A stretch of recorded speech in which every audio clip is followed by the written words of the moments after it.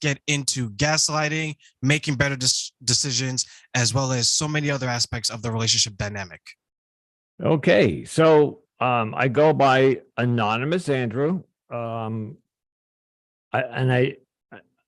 do that not so much to hide my anonymity, because if you go to my social media, you'll see everything about me. I am a recovering alcoholic, so I go to a 12-step program, and it's kind of a play in words there. So, it's an anonymous program, but I'm anything but anonymous. I'm an open book. I have a podcast called the Anonymous Andrew Podcast, Life and the Choices We Make. And I started this podcast because of a relationship that ended approximately 6 months ago that went on for 2.5 years.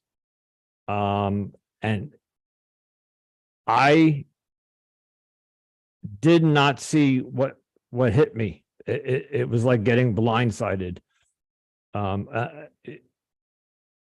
don't know if you're ready for me to go into the story yet, but so I started this podcast because, just like we discussed earlier, I needed to get my story out there because this is happening globally, and it's happening. It doesn't matter if it's a romantic relationship, if it's a platonic relationship, even a workplace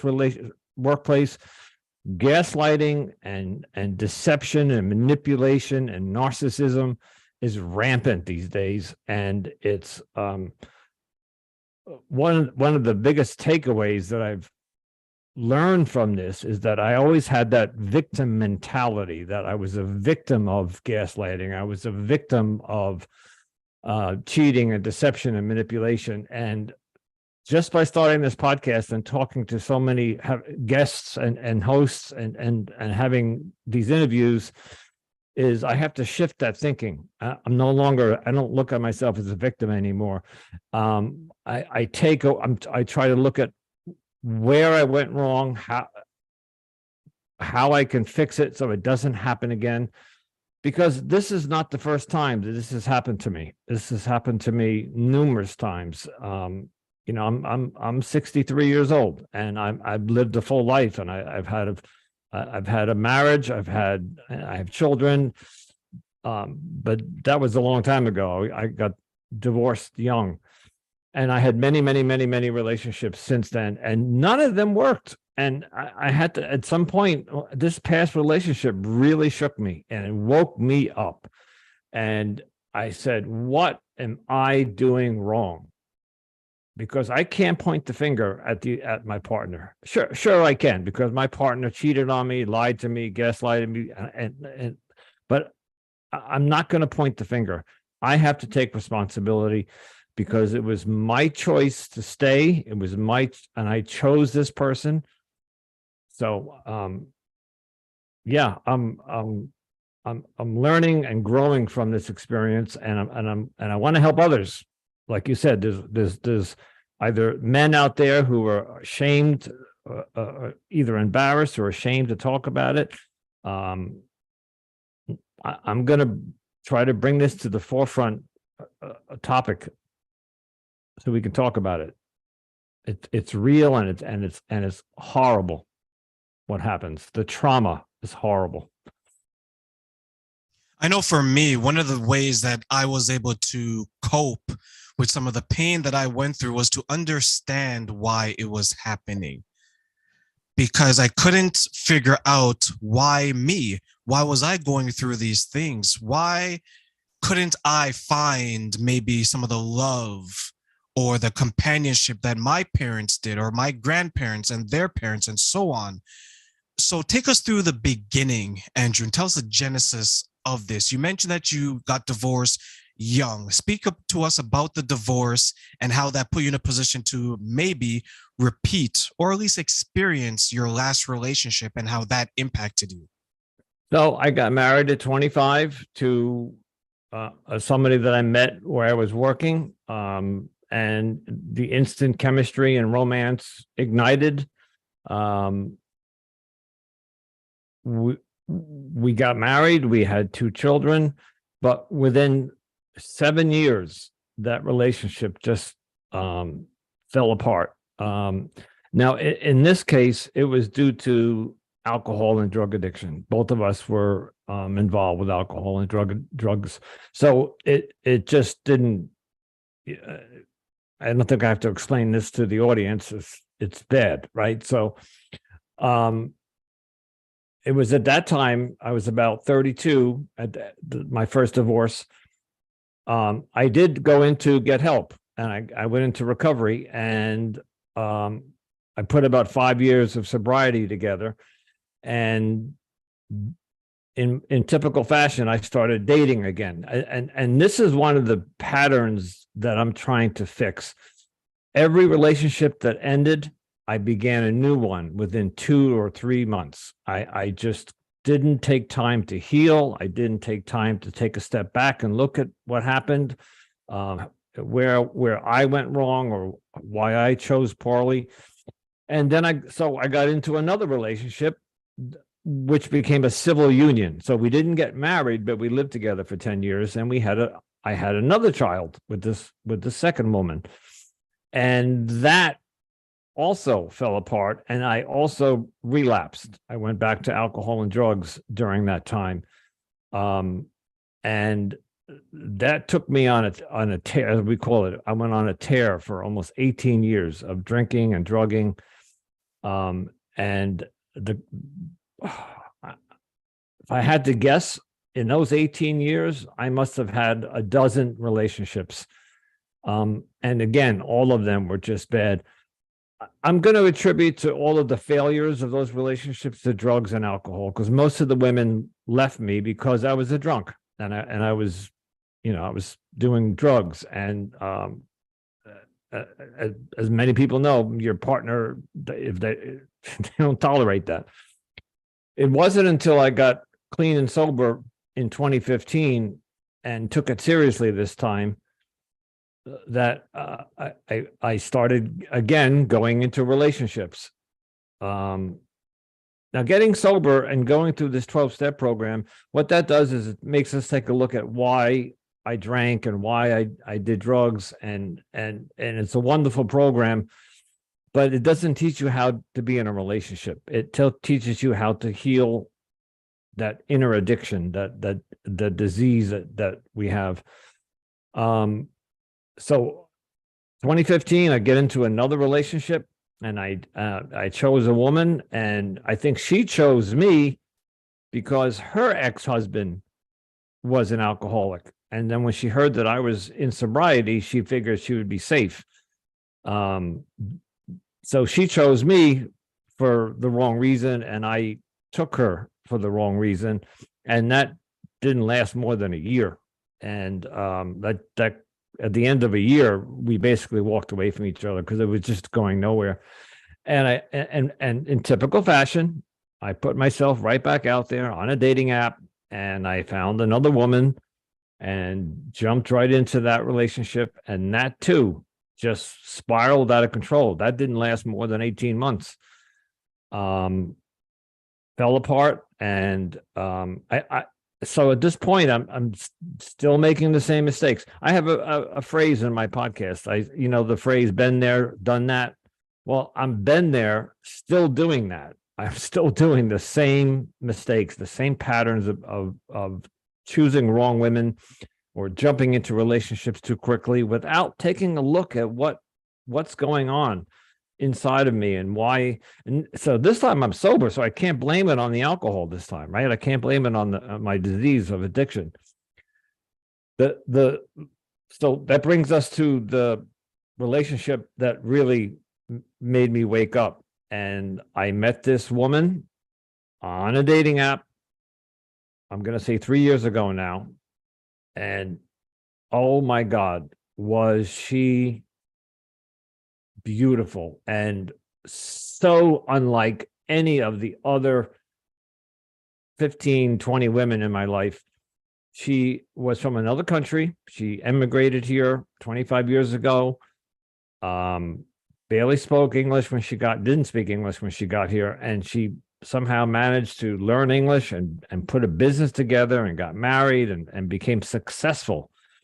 But what happened in her life is her husband cheated on her. So she ended up divorcing him and putting herself out there.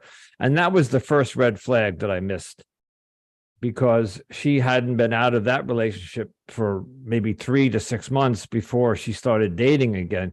If you're married for 22 years and you leave a relationship, there has to be a buffer period of healing. And this woman took no time to heal. So she did what I did. She just jumped into another relationship thinking that the next man will come along and solve her problems and rescue her. We call it the Superman syndrome. I swooped in. I was the white in the shining armor on the white horse swooping in, and I'm going to save you. And she would, I'm sitting in my living room, and behind me is the couch. She would sit on my couch for weekends. She would come down and tell me about all the trauma in her life from when she was a child and her teenage years, and how horrible it was when she came here. She came here with $5 in her pocket, and her son was 10 years old. Anyway, so the relationship started with trauma bonding. I don't know if you know that term, and then love bombing. And myself and many men, when we hear the stories of a woman that went through trauma and we're empathetic, well, I'll speak in the I, but I'm sure a lot of men can identify with this. We want to go sweep them off their feet and rescue them and say, I'm not like that husband of yours. I'm a good man, and I'm gonna rescue you and take care of you. So there was that's where the love bombing comes in. And we quickly connected, and but this is where I chose poorly. This woman had ulterior motives. As I said, she just didn't properly heal from the 22-year marriage. And there's another term that doing this podcast, I've learned many cliches and phrases, and one thing is called hurt people hurt. I'm sorry, hurt people hurt people. And she was a person that was hurting because of her trauma from her childhood all the way up into her adulthood. Being cheated on in a relationship, in a marriage of 22 years, if you think you're life mates and soulmates, and then 22 years in, your husband is out having an affair, but that can be pretty traumatic to a woman, or any gender, whatever kind of a relationship, even the LGBTQ community. It's horrible to have somebody that you think is loyal to you. But then she turns around and does it to me. We had 6 months of the honeymoon period. Everything seemed beautiful and happy, and we were making plans to move to Florida. But she, I think, unbeknownst to me, we didn't talk about this. I think she, at 6 months, we did fall in love, but I think at 6 months, she figured out that she really wanted to see what else was out there. She went from the husband right to me. And she even, there was a time that she took a trip to Florida, and she didn't let me go with her. And by the way, one of the things she told me in the early days of our relationship, that we had to keep it a secret. And I couldn't tell anybody. I couldn't post pictures on Facebook. I couldn't tell anybody. We couldn't be seen together in public. And there were so many red flags that I just ignored them. By the way, she was a Miss Universe runner-up in the country she came from back in somewhere in the 90s. So this just to give you an idea of the caliber of beauty she was. She was extraordinarily beautiful, and which is a problem for men, right? You have a beautiful woman sitting in front of you, and I thought I hit the lottery. I'm like, wow, Miss Universe pageant. Who gets that? Who gets that chance? Yeah, Andrew, and I'll share something with you in regards to that, because you mentioned a couple of things when you said like love bombing, trauma bombing, trauma bonding, and things like that. There are times that many people, in order to save themselves, to heal themselves, they will go out and try to heal another, right? Mhm. I can fix Jane down the street. And if I can fix Jane, somehow that means I can fix myself. And that is not necessarily the case. Also, I think it's in our fiber as men to rescue the damsel in distress, Distress. Mm-hmm. right? Like we see, especially if it's an attractive woman, we're saying that this person wasn't quote unquote man enough for this type of woman. But you know what? I'm Superman. I can be, right? You undo your tie, you pull down your shirt, there's an S on your chest. And before you know it, you're flying around everywhere because you found your Lois Lane. Mm-hmm. Right? She's damaged here. She needs help here. I need help there. You're doing things for this person, even though you don't know them very well, that you never thought that you would do ever, especially early on, right? So when you began to realize that she was doing some of the things to you that was being done to her previously, such as the cheating and things like that, how did that make you feel? So she went to this trip on Florida, and I couldn't go because she said I couldn't go. And while she was down there, she was visiting a friend, and a male friend, and I started getting inappropriate pictures, like they were in bed and they were not naked or anything. They seemed to be too comfortable to me. They were taking selfies, and I called her out on it. I said to her, these pictures are inappropriate. I thought this was a friend of the family, like it was her mother's friend or something. And you know what she said to me? If you don't like it, there's plenty of men waiting to take your place. She knew how beautiful she was, and she put herself up on a pedestal to the point where if you don't like it, I got men lining up to date me. And when I heard that statement, I, of course, backed down because she called my bluff. She called me out on it. I called her out, and she came back. I tried to establish a boundary and saying, this is unacceptable.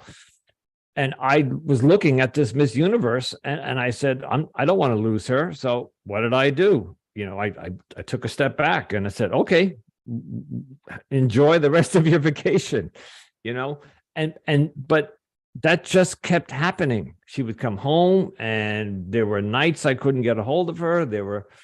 And here's where it got really, really bad for me. And you asked me how I handled it. There were the weekends that she would come over and spend time with me on the weekend. When we were intimate, when we got into bed, she would say to me, and I don't know if there's an explicit warning on this podcast, but I'll try to keep it clean. She would say to me, my vagina is off limits. You cannot have intercourse with me. And listen, in a relationship with somebody, if you're having issues with your sexual reproduction organs, I don't know, you can have a UTI infection or any number of things that happen to both men and women. You say, hey, look, honey, I got a UTI today. Can we use a condom? Or can you have a conversation about it? But I didn't get that. I got, you just can't have intercourse with me today. So she offered ulterior methods of intimacy. And I just said, okay, and went along with it. But this pattern started happening more often, to one day when she came over, and again, I'm going to try to keep it clean. But when I looked down at her pelvis area between her legs, this time that the vagina was engorged, and I am not exaggerating here. It was the size of a grapefruit. It looked like it. So the bottom line is, it is obviously she was out having sex with other men all night long or the night before, and it was so engorged and inflamed that. But again, I questioned her on it, and she just had this grasp on me that I just accepted anything that she said. And this is where the gaslighting comes in. She would actually say to me, you don't really see what you're looking at. My vagina is fine. I just don't want to have intercourse today. And I would look and I'd say, no, it's clearly looking, you see where I'm going here. It's gaslighting. And this is the problem that I'm having with this past relationship. This happened early. This happened within the first year. And I stayed. Why did I stay? I knew this woman was having sex with other men and then coming over and having sex with me, or 50% of the time, because 50% of the time I couldn't. And I accepted that behavior. And because of that one statement that I made, 6 months prior, that her pictures were inappropriate, that if I didn't like it, that there were plenty of men waiting to take my place. Well, apparently those men took my place. She already had indulged them.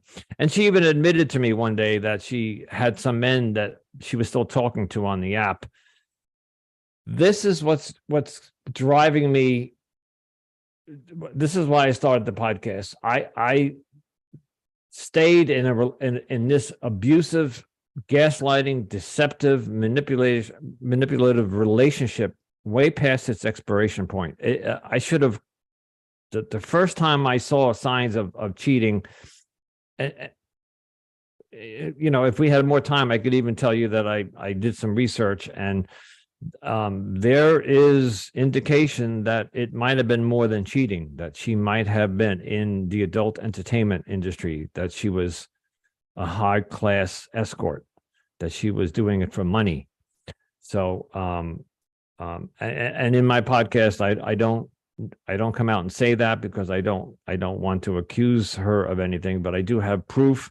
But I'm not looking to get anybody in trouble or out anybody. This is my problem. This is something that, because I stayed and I did not walk away. There was a time I took her to Florida. Finally, after a year and a half of hiding and not posting pictures on Facebook, I got her to take a trip to Florida. The third day we were there, she left me. I went to a meeting that morning. I went to a 12-step meeting, and I came back and she was gone. We had a 7-day vacation planned, and on the third morning, she packed her bags and left. And when I finally got a hold of her later that day, she told me that she made up some story about why she was angry at me. You don't, if you go to a vacation with your boyfriend, you don't leave them 1,200 miles away from where you live. You don't get on a train and come back home. You sit down and you just say, hey, I don't like the way you drove on the I-95 yesterday. We had gone to the Florida Keys and we were driving back, and you could do, I think down there, the speed limit's 85. I was doing 85, 90. And she said that was the reason she left, because she felt unsafe in the car with me. She's been driving with me for, at this point, 18 months. All of a sudden, she's got a problem with my driving. So she leaves me in Florida. 5 days later, she comes back to my house, knocks on my door, and apologizes and wants to come back to me. And I took her back. Now, Terrain, why? These are the questions that I'm at. That's actually a really good question. For those who are watching on Facebook and YouTube, please follow along for more incredible interviews like the one we have with Andrew today. Especially, you can find out what he did and why that actually happened. So stay